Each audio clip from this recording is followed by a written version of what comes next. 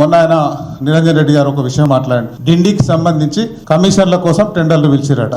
డిండికి సంబంధించి నేను with proofs తో వచ్చిన 2019లో సీఎం అప్పుడున్న సీఎం మినిట్స్ మీటింగ్ పెట్టిండు. ఇరిగేషన్ అధికారులతో మీటింగ్ పెట్టి ఎక్కడి నుంచి డిండికి నీళ్ళు పోతే బాగుంటుందని ఒక స్టేట్మెంట్ చేయించండి. వాళ్ళు చేయించిన స్టేట్మెంటే ఇప్పుడే తెప్పించుకున్నాను నేను. దానిలో నార్లాపూర్ నుంచి తీసుకుంటే ఎట్లుంటది, ఏదుల నుంచి తీసుకుంటే ఎట్లుంటది, ఇక్కడ ఒట్టెం నుంచి తీసుకుంటే ఎట్లుంటదని వాళ్ళు చేశారు. సో 3 రకాలుగా చేసేసి ఒకలా నార్లాపూర్ నుంచి తీసుకుంటే దాదాపు 20,000 కోట్లు ఖర్చు అవుతుంది. వెంకటాద్రి అంటే ఒట్టెం నుంచి తీసుకుంటే 1000 కోట్లు ఖర్చు అవుతుంది, కానీ ప్రతి సంవత్సరానికి 250 కోట్లు. సో అట్లా కరెంట్ బిల్ కట్టాల్సి వస్తుంది, లిఫ్ట్ చేయాల్సి ఉంటుంది. కాబట్టి దానికంటే ఏదులనే బెస్ట్ అని వాళ్ళే రిపోర్ట్ ఇచ్చారు. వాళ్ళు రిపోర్ట్ ఇచ్చిండ్రు 2019లో.